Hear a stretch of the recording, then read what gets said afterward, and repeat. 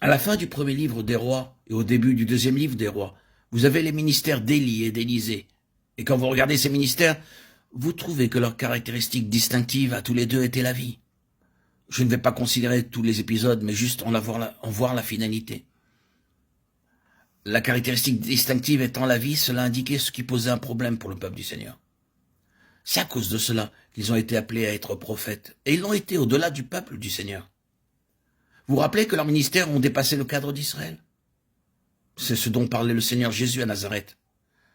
Je vous le dis en vérité, il y avait plusieurs veuves en Israël du temps d'Élie, lorsque le ciel fut fermé 3 ans et 6 mois, et qu'il eut une grande famine sur toute la terre. Et cependant, Élie ne fut envoyé vers aucune d'elles, si ce n'est vers une femme veuve à Sarepta, dans le pays de Sidon. Il y avait aussi plusieurs lépreux en Israël du temps d'Élisée, le prophète.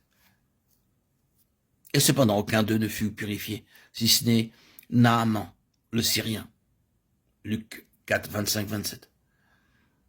Ainsi, le témoignage devait toucher Israël et au-delà d'Israël. Gardez cela en pensée. Et ce fut le témoignage de la vie. Ce fut la question qui était en vue pour le peuple du Seigneur. Cela démontrait aussi que ces hommes étaient prophètes d'Israël. Une nouvelle fois, ce ministère rencontrait des situations qui étaient humainement impossibles. Le trait caractéristique de leur ministère, c'était la vie. Le Seigneur débattait avec son peuple concernant leur vie spirituelle et leur témoignage à l'égard des nations. C'était une question de vie dans le ministère pour établir ce témoignage. Et il devenait nécessaire qu'ils soient continuellement confrontés à des situations humainement impossibles et qui ne pourraient être réglées que d'une manière divine. Maintenant, dans ces deux hommes, bien sûr, vous avez un type, Christ et l'Église. Christ est représenté par Élie, parvenant finalement au Jourdain et du Jourdain allant vers la gloire. Et lors de son ascension, son manteau tomba sur son successeur. L'Église est représentée par Élisée, c'est dans le ministère du Seigneur, glorifié et élevé, dans la puissance de son esprit, accomplissant ses propres paroles. En vérité, je vous le dis, celui qui croit en moi fera aussi les œuvres que je fais. Et il en fera de plus grandes, parce que je m'en vais au Père. Jean 14, 12. Que représente Élisée? Nous avons dit qu'il représente l'Église, mais nous devons être plus précis que cela. Il représente le ministère de l'Église sur la base du Saint-Esprit, présent dans l'Église, mettant en évidence toutes les valeurs, toutes les potentialités de la résurrection, de l'ascension et de la glorification de Christ.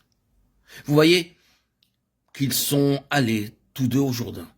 Ils ont tous les deux traversé le Jourdain, l'un avec l'autre, en employant le langage du Nouveau Testament, l'un dans l'autre.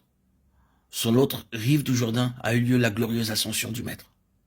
Alors, le successeur ramassant le manteau, recevant l'Esprit, s'est mis en marche pour manifester la puissance et les puissantes vertus de la vie de résurrection.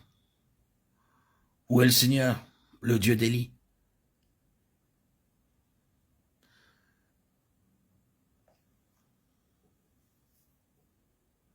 Il a été répondu de nombreuses fois à cette question, à travers tous ceux qui étaient confrontés à des situations de mort.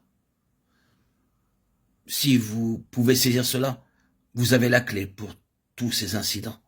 Certaines personnes sont venues et ont appelé les fils des prophètes.